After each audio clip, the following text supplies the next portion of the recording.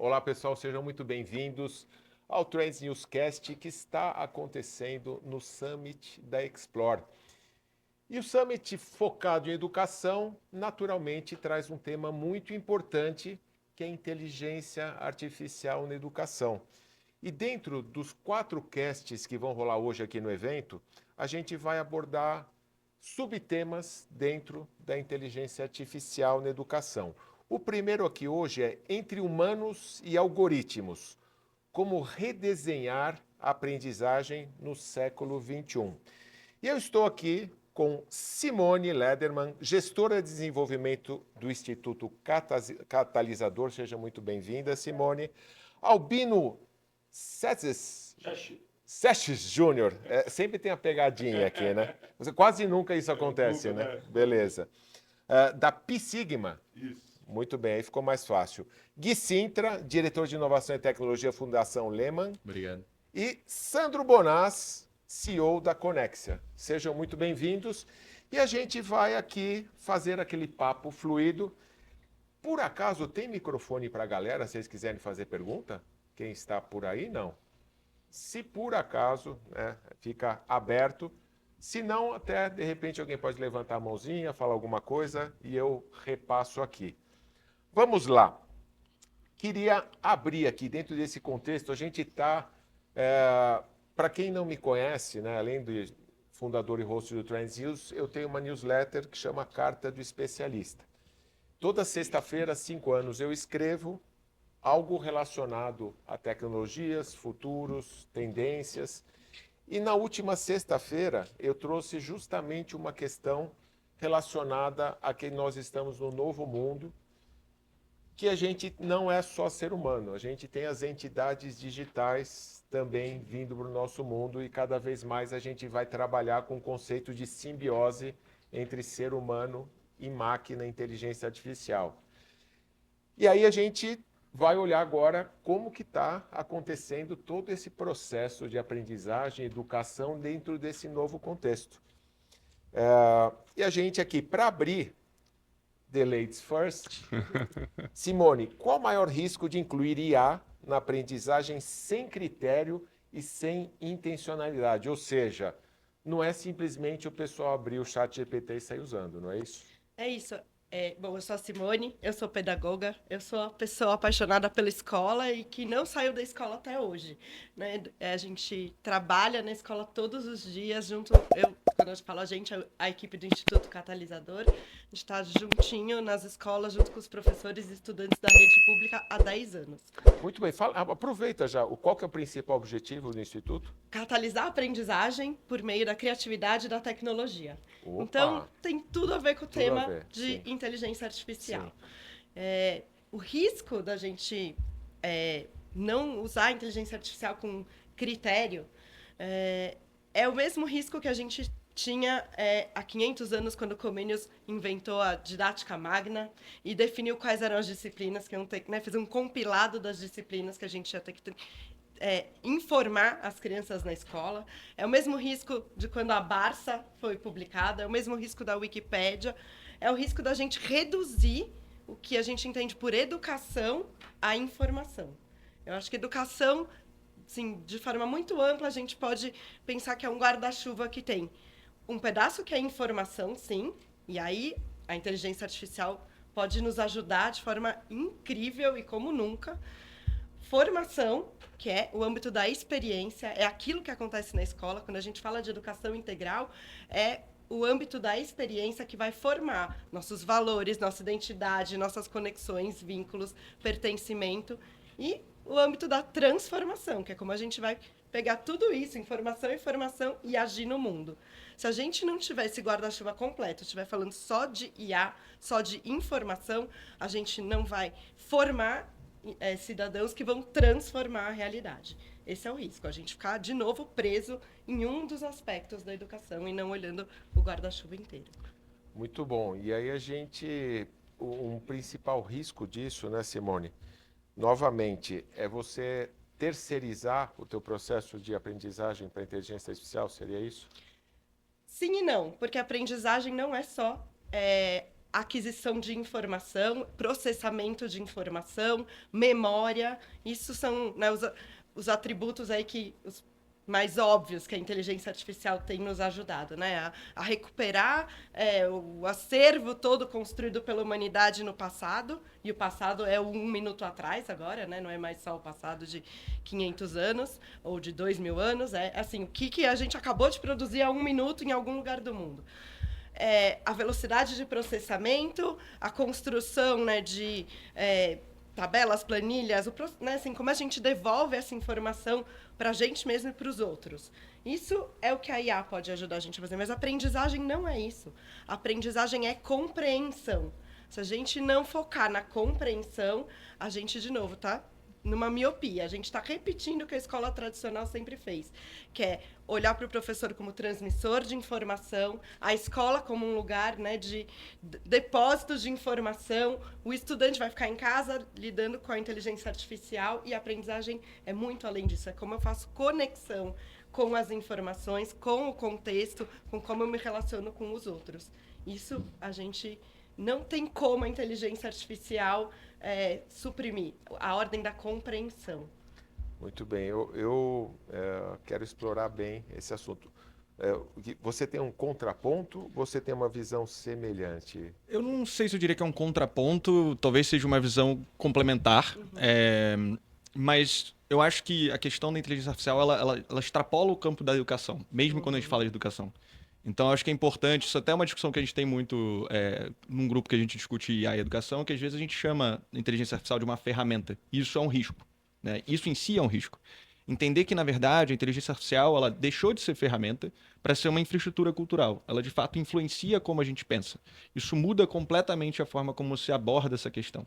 Quando você olha para a inteligência artificial desse aspecto, ela deixa de ser ferramenta e passa a ser dessa forma, ela vai impactar, né, toda essa estrutura de conhecimento, deixa de ser só informação, mas também tem uma série de incentivos que estão por trás que a gente tem que entender.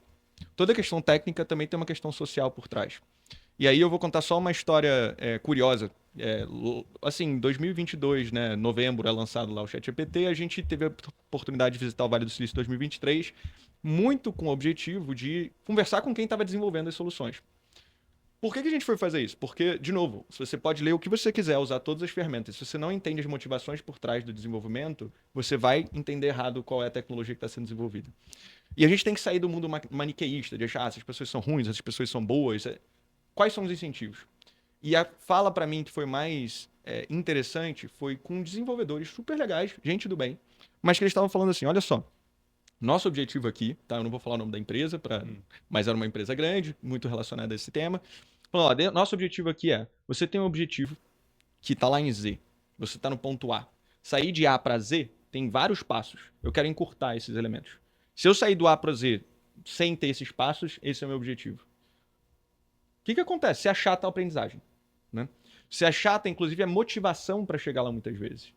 E a gente também tem que entender que nós, seres humanos, não somos naturalmente motivados a aprender desta forma. A gente pode se tornar por coisas que nos interessam, mas a escola, vamos ser sinceros, não é tudo que você vai fazer na vida que você é interessado a aprender.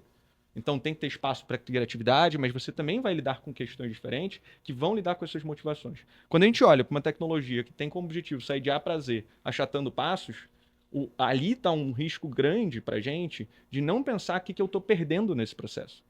Quais são os aspectos de fricção que eu deveria ter para internalizar conhecimento para tudo que eu quero fazer, para os meus objetivos reais.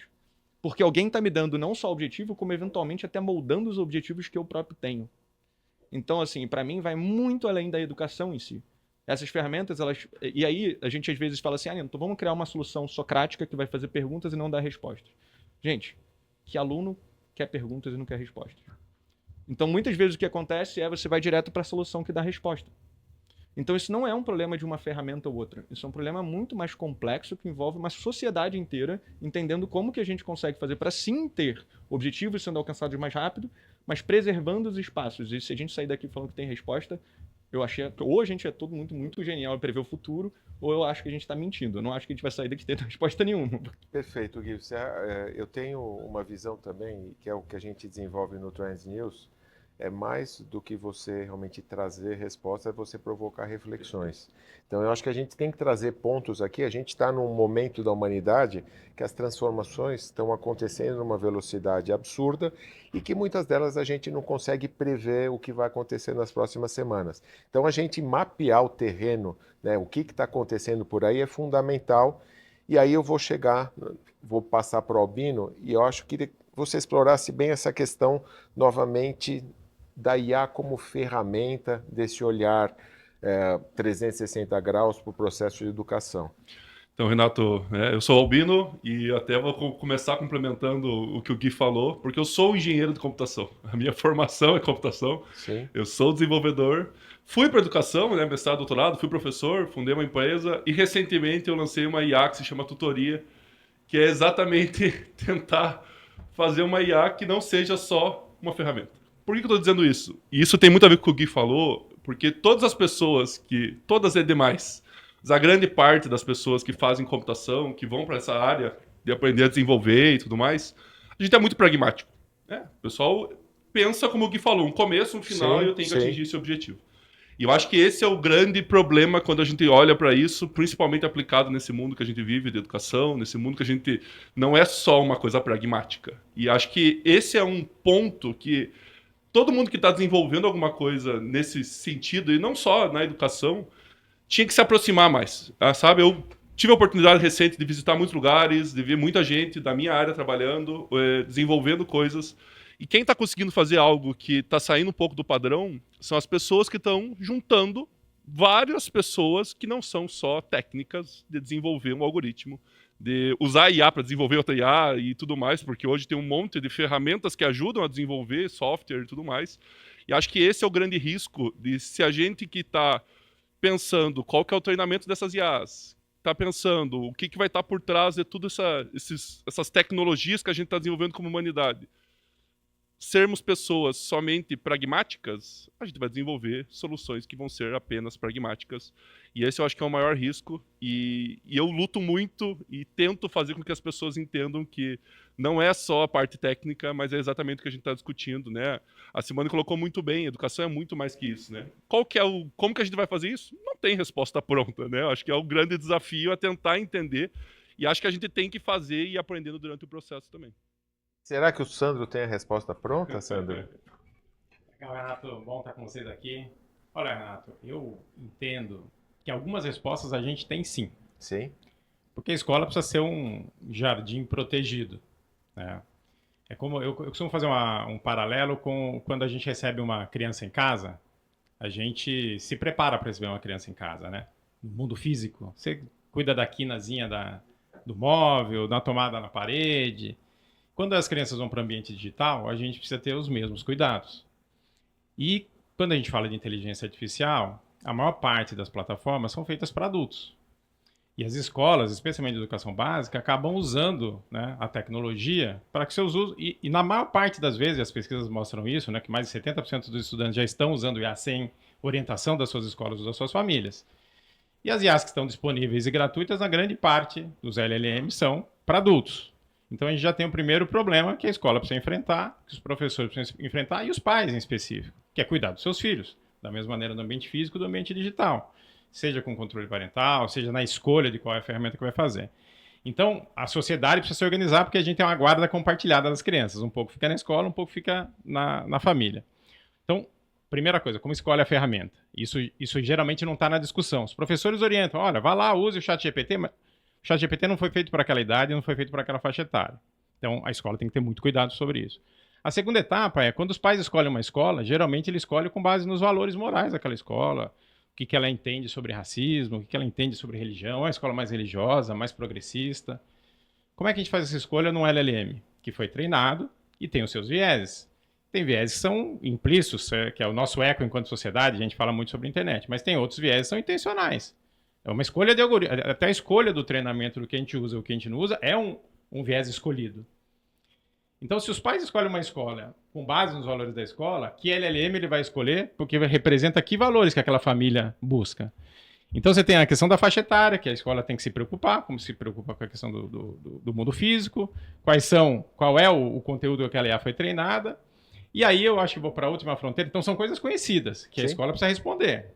E acho que a terceira parte aqui importante, que assim, se a gente não pode ir para o mundo da inteligência artificial sem as preparações mínimas, como qualquer coisa que a gente vai fazer. E tem muita escola indo sem preparação. Então ela vai causar mais dano, mais mal do que bem na aplicação escolar.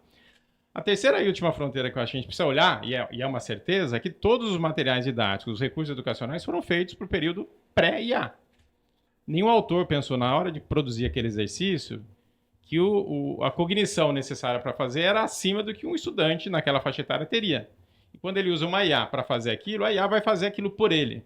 Isso está acontecendo na maior parte das escolas, quando o menino vai para casa e termina mais cedo uma atividade escolar para ir mais rápido para o videogame, para o Instagram ou para o TikTok. Então as escolas precisam dar clareza, isso é prático, isso é a realidade. As escolas e os professores vão precisar ter um framework para dizer, olha, essa atividade pode ou não pode usar IA? Essa você não pode, porque tem aqui uma tensão cognitiva necessária para o seu desenvolvimento. Essa você pode. E pode de que maneira? Então, a escola precisa conseguir encarar a realidade da IA para adaptar o seu modelo, o seu momento atual da sua pedagogia, do seu cotidiano escolar, para que esse estudante, então, vá para esse lugar mais protegido.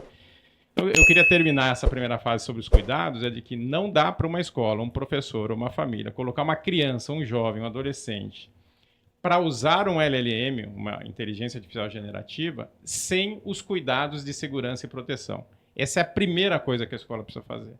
Depois a gente vai para a segunda etapa, que é o cuidado pedagógico, e como é que as práticas precisam se adaptar e evoluírem para a gente extrair o melhor dessa parceria humano-máquina, para a gente conseguir resolver problemas que a gente não conseguia enquanto só humano, né? Mas eu vejo, a minha preocupação maior nesse instante é de que a maior parte das iniciativas que eu tenho visto nas escolas, mundo afora, é ir para o experimento como se fosse um MVP do mundo dos negócios. Sim. E as crianças não são MVP. Sim. A gente precisa tomar os cuidados enquanto responsáveis por essas crianças, para que elas então possam dar o próximo passo, porque elas são imaturas. Se com a gente já vê influência, né? Tem gente falando como se fosse o ChatGPT, né? Com a influência lá da OpenAI na comunicação dos humanos, né? E não o contrário, né? Imagina o efeito que isso pode ter numa criança em plena formação. Então, a principal questão que eu coloco para quem está assistindo a gente hoje, se preocupe com proteção, privacidade de dados, da mesma maneira que você faria para o mundo físico. Se você ainda não está seguro em tomar esse passo, vá preparar, busque ajuda para preparar o cenário antes de colocar uma criança num cenário que ela está exposta a uma vulnerabilidade, um perigo, que a maior parte das vezes os pais e os professores não têm nem consciência de quais são esses perigos, né? Eu acho que você terminou a tua fala com uma palavra muito importante, a questão de consciência, mindset. Quando a gente olha, acredito que para a maior parte das entidades de ensino, ainda tem um mindset do século passado. A gente vê muitas iniciativas, sim, interessantes na educação, mas muitas não estão acompanhando a velocidade de tudo que está acontecendo. E vocês trouxeram pontos bastante importantes para a gente explorar um pouquinho mais. Primeiro, é uma questão, talvez, de um ecossistema. São muitas variáveis. A gente está colocando a IA no centro dessa discussão e sabendo que quem tem que estar no centro da discussão é o ser humano, né? Então, a gente, independente se a IA é uma ferramenta ou é uma entidade digital, ela é algo muito poderoso que a gente vai aprender a lidar. E nem todo mundo está conscientizado o suficiente do poder da inteligência artificial. Ontem eu participei de um painel de IA na saúde e a abertura foi um slide com um asteroide chegando para a Terra e o mediador falou, ó, é isso que eu estou vendo. E a gente realmente está vendo o asteroide chegando, dentro daquele filme Não Olhe para Cima, lá do Don't Look Up, está chegando, as pessoas, não vai, o que acontece depois, ele chega. Então eu acho que a gente tem que, quem está já consciente, tem que levar as outras pessoas para esse nível de conscientização, e essa aqui é uma das oportunidades. Agora, falando do ecossistema, né? Então, para a jornada de aprendizagem, a gente tem o papel da escola, tem, obviamente, a criança, depois o jovem, depois o adulto dentro do processo de aprendizagem. A gente tem políticas públicas, governo, a gente tem a sociedade civil, então a gente tem aquela questão de uma geração de muitos pais que estão terceirizando a educação para a escola. Então, a gente tem muitos pilares de sustentação nessa jornada de aprendizagem. E o primeiro que eu queria explorar com vocês, e aí, Simone, a sua visão, do novo papel do professor ser humano dentro desse contexto. Delícia. E tô adorando a conversa. É muito bom que a gente tem tantos pontos de vista que vão se costurando para a gente poder fortalecer toda essa reflexão, porque não se trata de IA ou não IA, né? A gente tem que entender como agir na sala de aula, em casa, nos outros ambientes de aprendizagem e educação. Para falar do papel do professor, antes eu queria resgatar uma coisa. A gente está falando aqui de como a escola, né, tem absorvido ou interagido com a IA, o ecossistema da educação, né, os professores, o século passado, o nosso século. Eu preciso trazer para vocês esse livro, né, que acabou de ser publicado aqui no Brasil pela editora Diálogos, em parceria com a Rede Brasileira de Aprendizagem Criativa e apoio da Zoom Education for Life. Eu tive a honra de ser convidada para fazer a tradução, mas esse é um livro do século passado, que fala sobre o que a gente ainda nem está vivendo, fala sobre o futuro. E esse meteoro estava chegando já há muito tempo e a gente ainda nem enxergou direito o que está vindo. E esse autor, né, o Seymour Papert, que foi um dos primeiros diretores do Laboratório de Inteligência Artificial do MIT Media Lab, era um educador. Ele era um matemático, pesquisador na área de educação, trabalhou com o Jean Piaget e estava pensando sobre inteligência artificial. Aqui tem um capítulo que ele escreveu na década de 70, foi publicado em 1980, em 85 a primeira versão aqui no Brasil, e essa é uma versão revista atualizada e né, traduzida de novo do inglês. Ele estava falando de inteligência artificial e do papel do professor desde essa obra, né, que chama Mindstorms, Crianças, Computadores e Poderosas Ideias. E, de novo, aqui o computador era o ícone da tecnologia naquele momento, como agora a inteligência artificial, né? Como é que a gente podia programar, isso estava posto ali, e ele desde o começo falando, a criança não vai ser programada pelo computador, é a criança que vai programar o computador. E essa é a mesma relação que a gente precisa ter com a inteligência artificial, né? Usar a inteligência artificial para ela poder enriquecer o repertório das crianças e dos professores e não ao contrário, né? A gente usar a inteligência artificial, né, como usuários, a gente precisa usar como autoria. E aí o papel do professor, né? Eu dou maior volta para chegar de novo aqui no papel do professor. O professor, de novo, é o mediador, é o designer das experiências de aprendizagem, aonde a IA é uma das ferramentas, é um dos componentes. Ela vai estruturar as novas formas de pensar e agir?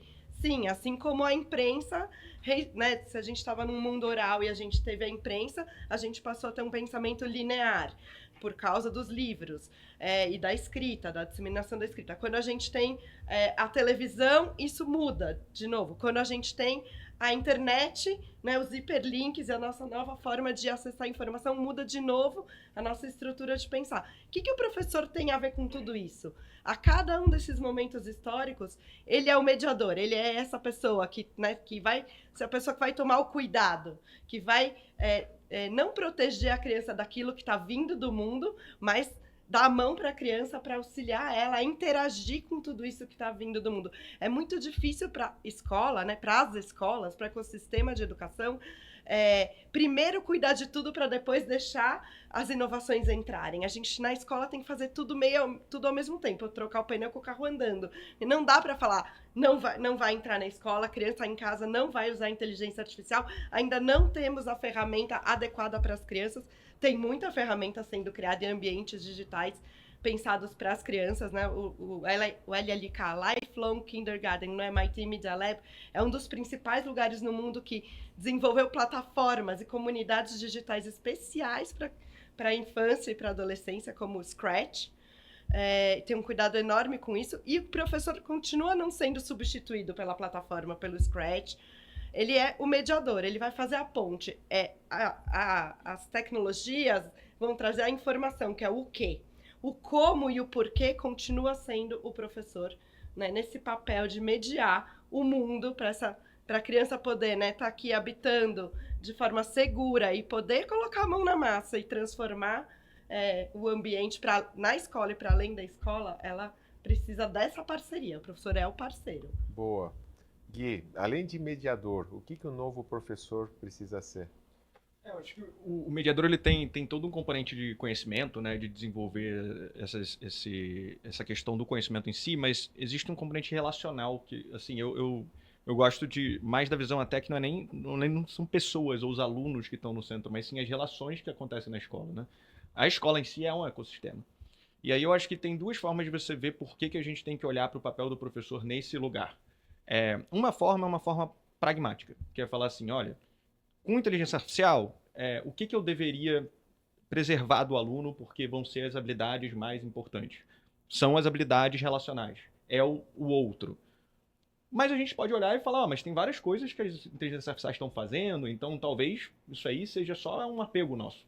Então esse pragmatismo que você está tendo, talvez não faça sentido. E aí tem uma forma menos pragmática de olhar que eu também valorizo, que eu acho que é isso que faz a gente ser humano. Então a gente abdicar das relações que a gente tem é um problema. E aí o ambiente escolar é um ambiente onde as relações se desenvolvem. Então a gente tem uma ilusão, né, de que a gente controla as crianças e como elas vão se desenvolver. Quando elas entram então no ambiente escolar, que é um ambiente de relações, muito cedo os pais deixam de ser referência para essa criança que está se desenvolvendo. Então a gente tem que ter um professor nessa guarda compartilhada que seja capaz de mediar a relação que vai além do conhecimento para uma relação realmente de como as pessoas estão se comportando, como é que as emoções delas estão se portando. Isso é um papel extremamente difícil. Eu estou falando tudo isso como se fosse uma coisa simples. Obviamente não é. Uma das coisas grandes que tem de novo, eu vou falar de estrutura de incentivos. A nossa estrutura de incentivos da escola não é uma estrutura focada em relações. É uma estrutura focada em avaliações finalísticas. Então, qual é o papel? Você vai chegar para o professor e falar assim para ele, não, mas calma aí, você não tem que dar tanto tempo de matemática, porque você tem que entender como é que o aluno está se sentindo, mediar relações. Cara, que professor que realmente, em sã consciência, vai fazer isso com a estrutura de incentivos lógica que a gente tem? Então, de novo, eu tenho que voltar para o aspecto sistêmico da escola, de olhar para falar assim, olha, temos que ter professores em um outro papel.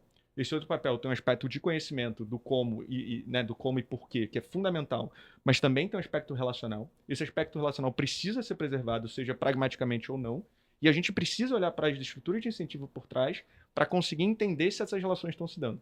Então, assim, é um longo caminho, e tudo isso para falar que eu concordo plenamente com a visão da Simone, de Não, que mas isso você reforçou é a muito tese. antigo, é muito Perfeito, antigo. perfeito. Assim, nada do que a gente está falando é novo. Nada é novo. Assim, a gente sabe que educação é sobre isso. Sim. Desde o início do século XX, pelo menos, tem gente falando Piaget. A gente sabe. Só que a gente ainda não adaptou a escola. E a só torna mais urgente.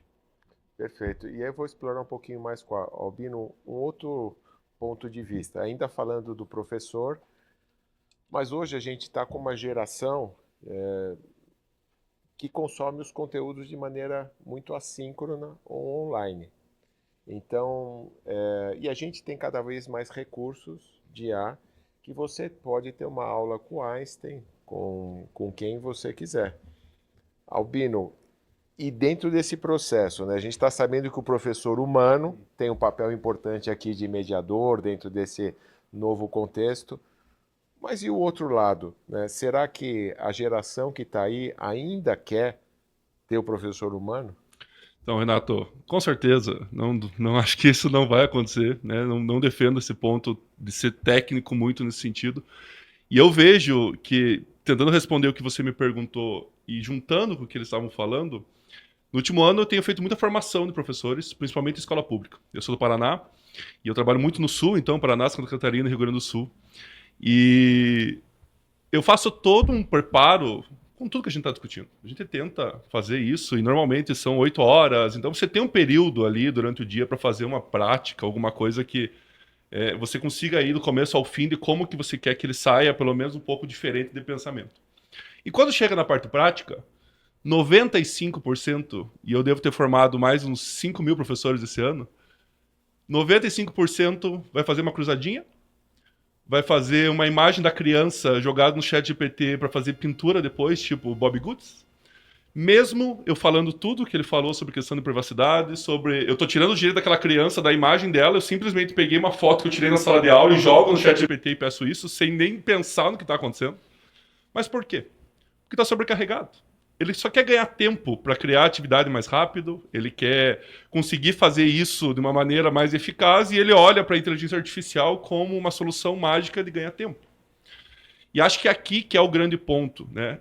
O aluno que está vindo, e eu tenho trabalhado desde séries iniciais, séries finais, ensino superior, eu vejo que esses diferentes alunos que estão nessas gerações, alunos e alunas, eles estão querendo isso. Eu quero conversar com o Einstein, eu quero ter a oportunidade. Isso eu acho muito legal. Mas como que eu monto isso? Não é simplesmente colocar ali, vamos conversar aqui, aparece um avatar do Einstein e aí ele começa a explicar um conceito de ciência em vez do professor fazer isso em sala de aula. Eu acho que esse é o grande desafio. Como que eu faço o professor conseguir pensar em tudo isso, nessas ferramentas, ele aprender a usar isso de uma maneira significativa, ele conseguir juntar tudo isso, isso é um desafio gigantesco. Porque entra nessa sobrecarga dele, que ele tá olhando para isso como uma solução para ele ganhar tempo e ter o final de semana em paz um pouco, porque eles estão desesperados lá na ponta, né? Eu vejo o meu sistema lá, o sistema do Paraná, é um sistema com um monte de plataforma, BI, eles têm que preencher um monte de coisas. E aí entra num problema, porque se a gente não tem infraestrutura, o mínimo para rodar, isso não roda em todas as escolas do Brasil, né? Contando a minha realidade lá, não roda, não funciona, precisa de internet, precisa ter um mínimo. Aí eu sei que existe, mas às vezes eu nem sei que existe. A grande maioria nunca às vezes acessou um chat GPT, não sabe? Viu? Vi na notícia. Aí a outra parte é, eu não sei usar. Como que você quer que eu use? 8 horas que você ficou comigo aqui, você quer que eu saia usando e sendo um replicador. E a outra é a mobilização de sociedade, né? A própria escola entender isso, políticas públicas, a família. Porque imagina um professor chegar para os pais depois e mandar uma atividade que teve alguma coisa com IA. O pai vai falar, viu, mas você não quer trabalhar? Você está usando IA para isso? É muito complexo, né? É um ecossistema, eu concordo com tudo que foi falado aqui. E acho que o desafio é tentar aí, como bem colocou a Simone, que quer da sala de aula mesmo desde o começo. Isso é um problema que sempre existiu e agora a gente está de frente com ele totalmente e a gente tem que dar um jeito de resolver. Sandro, tem vários insights aqui para você colaborar e eu queria que você explorasse. Você já veio, né, na tua primeira fala com essa questão de saber utilizar IA, principalmente orientar as crianças, proteger de toda essa tecnologia. E a gente, falando de crianças principalmente, a gente está na geração TikTok, Instagram, que é reação instantânea, elas não têm paciência, elas vão para o próximo vídeo, e aí o processo todo de aprendizagem mudou. E aí o Albino trouxe uma questão até de equidade, né, de diferença entre o que é o mundo ideal e o que é a maior parte do mundo real que tem por aí. Mas vamos pensar primeiro no mundo ideal, que os recursos estejam disponíveis, que esses sistemas que ainda não estão implantados, eles sejam, que a internet esteja disponível para todos. Eu acho que o caminho é esse. Dentro desse mundo ideal, a gente tem... Será que esta nova geração ela não precisa de professores diferentes e talvez, sim, a inteligência artificial assuma um coprotagonismo nessa história? Eu acho que a gente tem uma super oportunidade nas mãos. Sim. E ouvindo o seu relato, né, percebo que a dificuldade é maior quando a gente coloca as crianças nesse primeiro momento. E eu acho que a gente não pode abrir mão da responsabilidade de ser o guardião dessas crianças. A inovação não vem primeiro, a segurança vem primeiro. Segundo se a gente tem, como adultos, capacidade de trazer o tempo de volta, né, o time back, né, por que não começar com os professores? Para que eles possam fazer adaptação de conteúdos para crianças neurodivergentes, para que eles possam criar atividades adicionais, como ele vinha fazendo ali. Eu estou com muitas escolas de pré-vestibular, às vezes, muitos professores falam, puxa vida, eu quero uma plataforma que possa gerar mais um simulado do Enem. Agora ele tem a possibilidade de criar quantas forem as questões do Enem, mais simples, mais difíceis e tal. Então, acho que a gente pode, numa primeira onda, trazer os professores para criar o repertório adequado, usar o ferramental adequado para que ele possa, então, exercer o papel dele enquanto um novo professor, ter o tempo de volta. Quando a gente vai para as crianças, eu vejo que a gente tem muitas possibilidades do professor conseguir. Claro que é uma realidade um pouco utópica, mas a gente pode fazer uma avaliação dialogada com a IA. Eu vejo que tem sido muito comum. Nós estamos trabalhando hoje num projeto chamado AI for School, que é um LLM específico para as crianças. E quando as primeiras ideias surgiram, né, alguns anos atrás, a gente estava olhando e é muito comum a gente levar o mundo real que a gente tem hoje para a IA. E as professores que, não, a gente pode colocar umas questões alternativas aqui na IA. Falo, não, você precisa só conversar com a IA. A avaliação muda, porque mundo ideal, se não existisse um professor para cada aluno, você não precisa parar na frente do aluno e falar, olha, quais respostas você quer? A, B ou C? Não, você conversa com o estudante para entender as competências dele, igual numa entrevista de emprego. Sim. Por que não fazer isso com a IA? Então, se a gente conseguir terceirizar para a IA coisas que os professores... Porque, gente, vamos combinar. A aula, na maior parte das escolas, especialmente as brasileiras, são aulas expositivas e conteudistas. O tempo que o professor tem para dialogar com os estudantes, trabalhar por projetos, a não ser com escolas mais de elite, o que tem sido muito comum é professores fazendo a maior parte das aulas com aulas expositivas. Sim. Então, a gente pode colocar a IA para fazer um pedaço das aulas personalizada, assim, então nesse lugar que você trouxe, onde tecnologia para todo mundo, internet para todo mundo, a gente pode fazer uma aula expositiva, não mais com o professor, mas uma aula personalizada com o estudante. Avaliação com o estudante dialogada, não mais naquele momento, para o professor poder, de fato, se dedicar para aquilo que é humano, que a IA não vai conseguir fazer. Né? Se a gente conseguir, então, revisar o mundo real para ver o que fica para a IA, que é diferente do computador. O computador anteriormente não pensava sozinho, não tomava decisão sozinho, a IA consegue ajudar muito mais do que o computador fazia.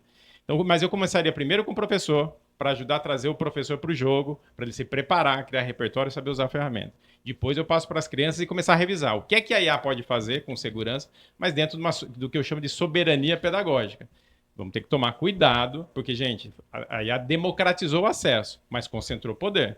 São meia dúzia de big techs no mundo que determinam o que a nossa humanidade, as 8 bilhões de pessoas vão ouvir, como é que elas vão falar, como é que a gente vai persuadi-los. Então, a escola precisa proteger esse saber, esse intelectual. Ela não pode ser amadora nesse processo. Tem que ser a última fronteira para proteger a nossa sociedade. Maravilha. E você já trouxe um ponto de vista de aplicação prática, de como uma aplicação de IA no ensino, ela pode agir de uma maneira diferente e complementar o processo de aprendizagem. Eu queria fazer uma última rodada aqui, mais objetiva, do que cada um de vocês viu de prática no que está acontecendo hoje, que vocês falam, ó, este case é legal de implantação de IA na educação. Simone. Acho que a gente vai para o caminho da sala de aula invertida, né? A IA compondo, de novo, para o professor não precisar estar na sala de aula focado na aula expositiva. A gente poder usar o tempo da sala de aula, da escola, para ser o tempo da relação. É o tempo da experiência, né? Quando eu falo da formação, do âmbito da formação, é isso.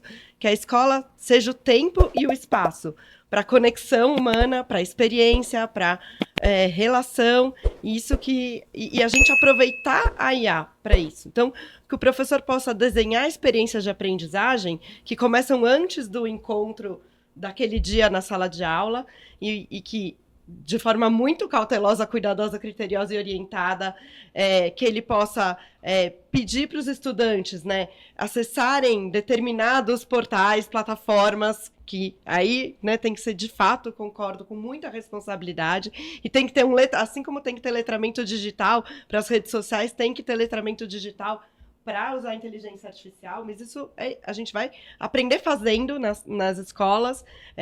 Eu acho incrível a gente pensar que primeiro a gente precisa preparar os professores, mas a gente não pode abrir mão do mundo que está acontecendo aqui e agora. E essa preparação tem que ser contínua, intensa e resolvendo o que entra na escola todos os dias. E aí é isso, né? A sala de aula invertida é esse modo de fazer que a gente pode deixar a parte conteudista para o antes ou para o depois daquele momento que é o momento da experiência em si. Então, eu vou me preparar no ChatGPT ou em outras plataformas para poder ter informações para eu fazer um debate em sala de aula. E aí eu vou experimentar como é que é argumentar, contra-argumentar, pensar em alguma coisa que eu nem tinha perguntado ainda para o ChatGPT, eu nem tinha como pergunta ainda, e improvisar com consistência respostas. É isso, a gente precisa aproveitar o tempo e o espaço e aí a ser um coadjuvante. Maravilha. Simone, já aproveita, deixa o contato seu, do Instituto. O Catalisador é uma organização sem fins lucrativos há 10 anos, que atua, então, nas redes públicas com criatividade e tecnologia. É www.catalisador.org.br. A gente está no Instagram também, Instituto Catalisador. E, enfim, a gente tem vários... Assim, se fosse falar de experiência, a nossa principal experiência para poder interagir com toda a inovação é o mão na massa, não mão na massa só da prototipação de objetos, artefatos, robozinhos, mas o mão na massa de você vestir a camisa e estar ali com propósito na experiência por inteiro. Maravilha. Gui, uma ação prática de IA, um case que você possa trazer para fechamento aqui. Uma das coisas mais interessantes em termos de longa escala, e é difícil falar de sucesso ainda, porque a gente ainda está entendendo o que é sucesso para começar, né? Mas no Distrito de Nova York, eles fizeram uma ação que foi muito interessante, que eles foram os primeiros a proibirem IA e os primeiros a abraçarem IA. Porque eles fizeram isso muito rápido. Quando ainda era possível, entre aspas, proibir, logo quando foi lançado o ChatGPT, eles vão lá e falam, vamos parar, vamos dar um freio de arrumação. A gente gosta muito disso, vamos dar um freio de arrumação, só que a gente nunca dá o próximo passo. O que eles fizeram? Eles deram um freio de arrumação, eles realmente juntaram e fizeram um grande grupo para discutir com alunos, professores e fazer diálogos, e a partir desses diálogos começar a colocar a casa em ordem, o que é a segurança psicológica e a segurança que a gente precisa ter, como você tanto está falando, quais são nossos objetivos, e envolvendo os alunos, o que é cola, o que não é cola no mundo de IA. Então, isso foi muito interessante, porque é um distrito que é o maior distrito americano, são 1.800 escolas. Eu acho que para quem está na escola hoje, assim, uma das coisas que eu quero provocar é, faz o primeiro passo do diálogo. E aí uma dinâmica que eu gosto muito para isso é certezas, suposições e dúvidas. É super simples, literalmente, quais são as certezas que a gente tem para esse mundo com IA, quais são as suposições que a gente tem, quais são as dúvidas que a gente tem. Junta teu time, conversa sobre isso, vocês vão ver um mapa, começa a emergir padrões. E a partir disso, faz os primeiros testes de hipótese. Né? Aqui a gente está muito mais num mundo, aí talvez, Simone, você tenha um bom termo aí, só tá vendo o termo em inglês que é tinkering, né? Que é o mundo onde você vai testando hipóteses muito rápido. A gente está muito mais nesse mundo de testar hipótese rápido, com cuidado de segurança, do que no mundo de certezas. Então, para você fazer os primeiros testes de hipótese, você tem que ter diálogo. Então, essa é a primeira provocação que eu faço. Dê o primeiro passo no diálogo, faça uma dinâmica simples, bota todo mundo numa sala, envolve aluno, professor e começa a experimentar com segurança. Perfeito, Gui. Excelente. Teus arrobas, contatos? LinkedIn, eu tô sempre falando alguma coisa lá, então toda sexta-feira eu boto lá o EdTech da semana, falo sobre EdTech e o teu LinkedIn eu vou te falar que eu nem lembro, mas eu botar o Guilherme Sintra, você vai achar lá, eu acho que é Inove.edu, alguma coisa assim, enfim. Então, eu não sou muito de rede social. Qualquer coisa, entre em contato com o Trends News, que a gente... Vocês vão achar e tá tudo bem. Maravilha. Albino, de prática aí para fechamento, para a gente concluir. Então, Renato, seguindo essa ideia que eu estava falando das experiências que eu tive esse ano, eu tive uma muito interessante, que foi um professor de educação física. E ele chegou para mim e falou, professor, eu não consigo ensinar fundamentos de esporte nenhum mais. A geração não quer ir correr, não quer ir mais para a quadra. Será que eu consigo fazer uns vídeos usando isso aí? O que você quer fazer? E a coisa foi andando, e esse professor, a gente conversou um mês, né? Meio seguido, ele trocou um monte de e-mail comigo, porque eu sou do tempo de e-mail ainda. E o que ele fez? Ele usou essas IAs que o pessoal fez um monte de meme na internet aí, com selfie e tudo mais. Ele fez uma série dos fundamentos de basquete. Usando a IA generativa, vídeos de 8 segundos que ele lutou nos prompts para dar certo, porque arremessava a bola para trás, ia pro lado, ficava sem dedo, e ele conseguiu fazer uma sequência de vídeos, e ele juntou isso com personagens famosos no sentido de baseando-se em heróis, né? Eu falei, você não pode usar simplesmente um Superman, um Batman, você tem que tomar esse cuidado. Ele tomou esse cuidado, e resultado, os alunos assistiam e queriam brincar lá na quadra para fazer o exercício e tudo mais, porque tinham visto o vídeo. Então eu acho que esse é um ponto que a gente tem que começar a pensar em como usar tudo isso, né? Esse é um case muito legal aí. E tem vários outros de professores que estão conseguindo olhar para tudo isso e como que eu faço isso de uma maneira significativa, de uma maneira que eu consiga criar uma relação a partir disso, que foi uma coisa que a gente falou, e esse é um case bem legal. Excelente, gostei. E teus arrobas, e tem que soletrar o teu sobrenome que vai nos arrobas. Não, eu tirei já, para não dar problema. Então, rede social é @albinojr.ai, Instagram, LinkedIn, tudo isso você acha eu por aí. Meu site é albinojr.com. E as minhas empresas estão todas lá no site, né? Eu dou destaque aqui para a tutoria, que é tootoria.com, que é essa IA que a gente está desenvolvendo aí. Eu convido todo mundo para testar com a gente, para fazer um negócio bem bacana. Maravilha. Sandro, por último, mas não menos importante. Legal. Agradecer a todos aqui, adorei aprender com vocês. A gente tem que cuidar dos professores, né? Essa era que a gente entra agora coloca mais pressão ainda num time aí que já tinha uma jornada de trabalho bastante agressiva. Colocam neles a responsabilidade de resolver essa encrenca, né? Porque, como a Simone bem disse, assim, eles estão lá, a aula não para, a escola está funcionando e a IA chegou. Então, a gente cuidar desses profissionais com letramento em IA, né? Aproveitar para fazer esses professores não se sentirem aflitos com a possibilidade da IA substituí-los, né? Acho que conversava com professores esses dias, eles estavam muito preocupados com isso. Então, a gente conseguir trazê-los para o processo, eles entenderem como é que a gente vai fazer a vida deles ficar melhor e não pior, mas a gente precisa cuidar desse professor. Então, professor, busque informação sobre letramento em IA, use as ferramentas, crie o seu repertório para que você possa se sentir seguro, mais confiante. Você vai ver que ela vai te ajudar depois que você conhecer um pouquinho o terreno, como é que ele fica. Porque eu imagino, a pressão é muito grande dos diretores, dos coordenadores para cima dos profissionais e eles têm que resolver isso. Então a gente precisa ajudá-los a transformar essa jornada em algo prazeroso. Eles têm que assumir o protagonismo dentro dessa história. Dessa história. Com o nosso apoio, não tem jeito. Estão lá todo dia na guerra. É isso. Os seus arrobas, vocês contatos? me acham no @Sandro Bonassa, tanto no LinkedIn quanto no Instagram. Muito bem. Pessoal, estamos finalizando aqui o Trends Newscast no Summit Explore, que discutimos entre algoritmos e humanos como rever a jornada de aprendizagem. Eu sou Renato Grau e esses conteúdos ficarão disponíveis nos nossos canais. Acessem @Trends News Talks. Obrigado a todos. Até a próxima.